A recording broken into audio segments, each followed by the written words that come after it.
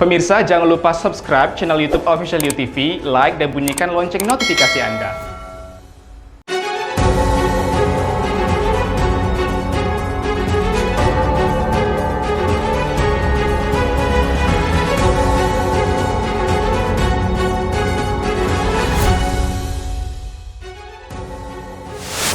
Pelaksanaan ibadah umroh bagi jemaah Indonesia resmi dibuka kembali. Wakil Wali Kota Batam mendukung rencana penghapusan bahan bakar minyak jenis premium di Batam. Hal itu dirasa dapat mengantisipasi maraknya pelangsir BBM bersubsidi di Batam. Desas-desus kaburnya publik figur Rachel Fenya dari Wisma Atlet usai perjalanannya dari luar negeri menghebohkan media sosial. Halo pemirsa, kita berjumpa dalam program UNews. Program ini memberikan informasi bermakna kepada Anda mengenai sejumlah peristiwa menarik di tanah air. Bersama saya, Yoli Andini, inilah UNews lengkapnya. Pria berusia 30 tahun ditemukan tewas gantung diri di warung kelontong Natuna, Kepulauan Riau. Semasa hidupnya, pria ini dikenal sebagai pribadi yang pendiam. Pria berinisial DH berusia 30 tahun, ditemukan tergantung di warung kelontong yang berada di Jalan Datuk Kayawan Muhammad Benteng, Natuna, Kepulauan Riau. Ia ditemukan dalam keadaan tergantung oleh pemilik warung ketika akan membuka pintu warung. Pemilik warung, yang merupakan paman korban, melaporkan hal ini ke Polres Natuna. Kemudian dengan bantuan temannya, membawa korban ke Rumah Sakit Umum Daerah Natuna. Namun setelah dilakukan pemeriksaan, DH dipastikan telah meninggal dunia.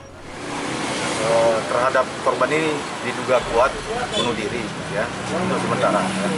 Kuat bunuh diri. Di tubuh korban juga tidak ada tanda-tanda kekerasan, hanya bekas tali ya di leher, ya, bekas tali. Identitas korban, Pak? Identitas korban inisial aja ya, atas DH ya, umur lebih kurang 30 tahun. Ya. Fokusnya pun, fokus apakah keluarga atau masyarakat? Masih lajang. Pak, ada masalah keluarga beliau, Pak? Nggak ada?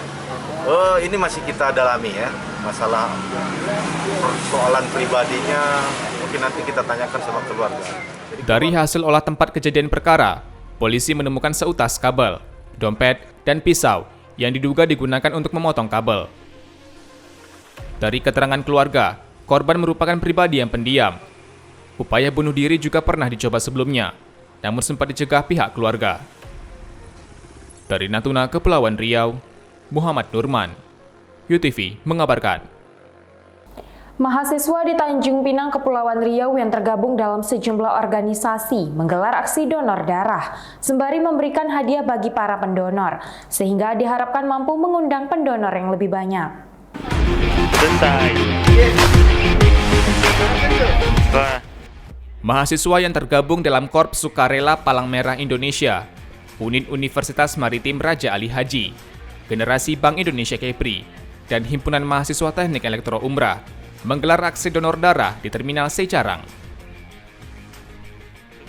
Gilang Satria Wahyu Dewantara, Ketua Pelaksana pada aksi tersebut mengatakan, kegiatan yang dilakukan bertujuan untuk membantu dan menambah stok darah yang tersedia di Palang Merah Indonesia dan rumah sakit di Tanjung Pinang. Ia dan rekan-rekannya mengaku prihatin dengan menipisnya stok darah di unit transfusi darah itu. Selain itu, rutin berdonor darah juga merupakan hal yang baik untuk tubuh. Dapat bantuan ada droplet dari JNE. Berupa apa? Berupa botol black ini yang ada sisinya seperti catatan. Seperti itu. Sementara itu, Kepala UTD PMI Tanjung Pinang, Dr. Rowin, mengaku sangat mengapresiasi usaha dari para mahasiswa. Stok darah menjadi kebutuhan mendesak saat ini. Terlebih lagi, stok darah di PMI Tanjung Pinang sangat sedikit. Ia pun optimis, aksi donor darah kali ini dapat mencapai target yakni 80 kantong darah. Kalau saat ini memang stok kita di PMI sangat sedikit sekali ya. Tetapi kalau adanya dengan kegiatan donor darah seperti ini, ya lumayan cukup membantu dari PMI untuk masyarakat Kota Tanjung Pinang yang membutuhkan darah. Capaian sampai hari ini ada sekitar 60 baru dapat tercapai donor darah. Dari Tanjung Pinang, Kepulauan Riau, Muhammad Khairuddin, UTV mengabarkan. Pelaksanaan ibadah umroh bagi jemaah Indonesia resmi dibuka kembali. Komite khusus di Kerajaan Arab Saudi tengah bekerja meminimalisir hambatan jemaah untuk beribadah umroh. Pemerintah Arab Saudi resmi membuka kembali pelaksanaan ibadah umroh bagi jemaah Indonesia. Kepastian ini disampaikan melalui nota diplomatik Kedutaan Besar Arab Saudi di Jakarta, Jumat 8 Oktober kemarin. Menteri Luar Negeri Retno Marsudi mengatakan, saat ini Komite Khusus di Kerajaan Arab Saudi tengah berupaya meminimalisir hambatan yang dikhawatirkan dapat menghalangi jemaah umroh asal Indonesia dalam menjalankan ibadah.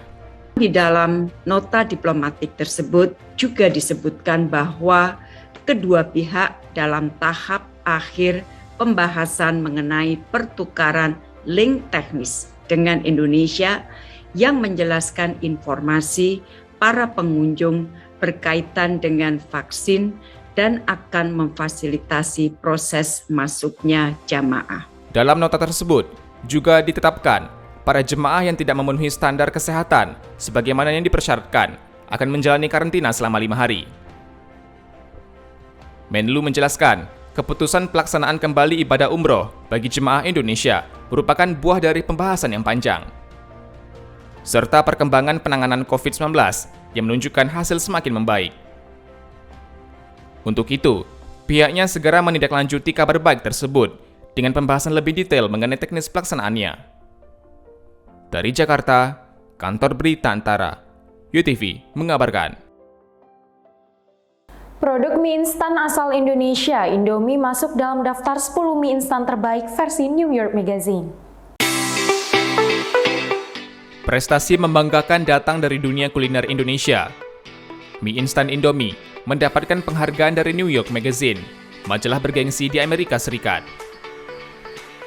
Penghargaan tersebut menyatakan 2 varian mie asal Indonesia sebagai mie instan dengan bumbu terbaik 2021.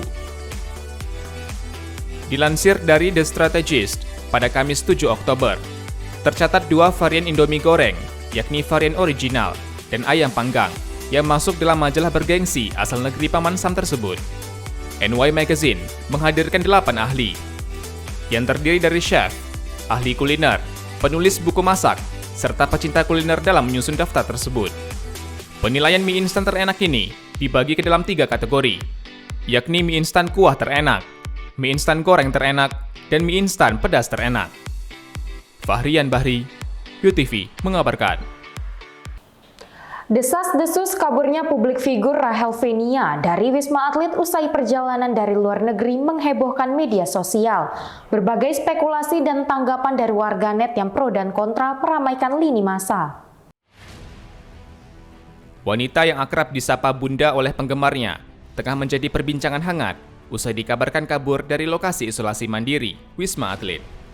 Rachel diketahui baru saja melakukan perjalanan bisnis bersama beberapa artis lainnya dari luar negeri. Tak sampai 8 hari setelah kepulangannya, Rachel dan pasangannya Salim Naudrer telah berada di Bali dan merayakan pesta bersama teman-temannya. Akun Instagram @cleverdate yang mengaku menjadi salah satu petugas administrasi di Wisma Atlet ikut memberikan komentar pada unggahan Rachel di Instagram.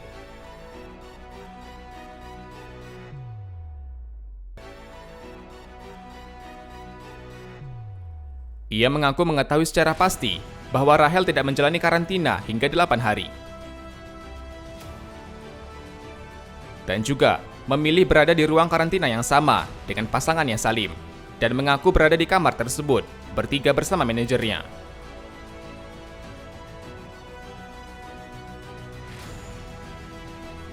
Pernyataan ini sontak mengundang berbagai reaksi warganet. Namun hingga kini, Rachel belum memberi keterangan apapun dan terlihat masih menikmati liburannya di Bali dari unggahan Instagramnya. Yoli Andini, UTV mengabarkan. Wakil Wali Kota Batam mendukung rencana penghapusan bahan bakar minyak jenis premium di Batam. Hal itu dirasa dapat mengantisipasi maraknya pelangsir BBM bersubsidi di Batam. Batam akan menghapus BBM bersubsidi jenis premium agar dapat menimbulkan rasa keadilan masyarakat dalam mendapatkan BBM bersubsidi. Wakil Wali Kota Batam, Amsakar Ahmad mengatakan, untuk menghapus BBM bersubsidi, Pertamina diharapkan dapat memberikan solusi.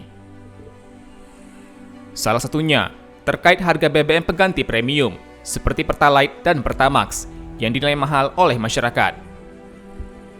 Jika penyesuaian harga bisa dilakukan, maka masyarakat dapat segera menyesuaikan diri dengan membeli bahan bakar Pertalite. Saat ini, Amsakar juga meminta Pertamina untuk melakukan sosialisasi ketersediaan BBM bersubsidi premium, sehingga masyarakat tidak merasa cemas. Sosialisasi yang lebih baik, melakukan edukasi yang lebih baik kepada masyarakat, agar jangan ada kecemasan tentang ketersediaan stok atau keterbatasan stok, dan informasikanlah kalau memang ada selisih pembiayaan, berapa sih selisihnya, disampaikan baik-baik kepada masyarakat. Nah, kalau seandainya tidak ada proses sosialisasi pada warga, nanti akan ada keterkejutan seperti kondisi yang terjadi dalam rentang waktu 3 minggu terakhir ini. Berdasarkan laporan di Sperindak Batam, dalam operasi yang dilakukan belum lama ini, puluhan kendaraan pelangsir sudah diamankan, guna menanggapi keluhan masyarakat terkait langkanya premium. Dari pengecekan yang dilakukan di Sperindak Batam, saat ini masih tersisa 87 kiloliter premium, dan estimasi bertahan hingga bulan Desember mendatang. Dari Batam, Kepulauan Riau, Alamuddin, UTV mengabarkan. Momen menegangkan terjadi di stasiun kereta bawah tanah stasiun Columbus Circle. Seorang kucing hitam diketahui sedang duduk manis di tengah rel pada jam sibuk di New York, Amerika Serikat. Beruntung kereta tersebut berhenti di saat yang tepat. Seekor kucing hitam menjadi perhatian para penumpang kereta bawah tanah di stasiun Columbus Circle. Pasalnya, dengan santainya, kucing tersebut beristirahat di tengah rel kereta pada jam sibuk. Beruntung seorang staf menyadari kehadiran kucing di tempat paling berbahaya di stasiun kereta bawah tanah ini, sehingga sigap menghentikan kereta tepat sebelum mengenai si kucing yang tetap tak beranjak. Setelah dievakuasi, kucing hitam tadi terlihat berjongkok di peron. Aksi heroik penyelamatan kucing ini menghentikan sementara layanan kereta api di jalur kereta bawah tanah New York. Dari New York, Amerika Serikat, Kantor Berita Antara, UTV mengabarkan. Sebanyak 14 kapsul tidur disediakan oleh Terminal Transportasi Bogota di Kolombia untuk memberikan kenyamanan bagi para penumpang. Mengedepankan kenyamanan penumpang, Terminal Transportasi Bogota di Kolombia memasang 14 kapsul tidur. Fasilitas ini disediakan bagi para penumpang di terminal tersebut, sehingga tidak ada lagi penumpang yang beristirahat dengan terpaksa tidur di lantai terminal. Terminal Transportasi Bogota telah memasang sebanyak 14 kapsul tidur yang didatangkan dari Cina. Ide ini datang dari pengalaman perjalanan para pengambil kebijakan di terminal tersebut. Para penumpang seringkali tidak menemukan tempat yang layak untuk mendapatkan istirahat yang berkualitas. Sehingga kapsul tidur ini dirasa menarik dan juga solusi yang sangat efektif. Kapsul tidur menawarkan ruang sunyi, dilengkapi kasur dan pengaturan suhu. Dan setiap kapsul akan disterilkan secara menyeluruh dengan mengganti alas kasur setiap kali usai pemakaian. Dari Bogota, Kolombia, Kantor Berita Antara, UTV mengabarkan. Terima kasih telah menyaksikan informasi yang kami sajikan. Tetap saksikan News selanjutnya. Salam sehat, sampai jumpa.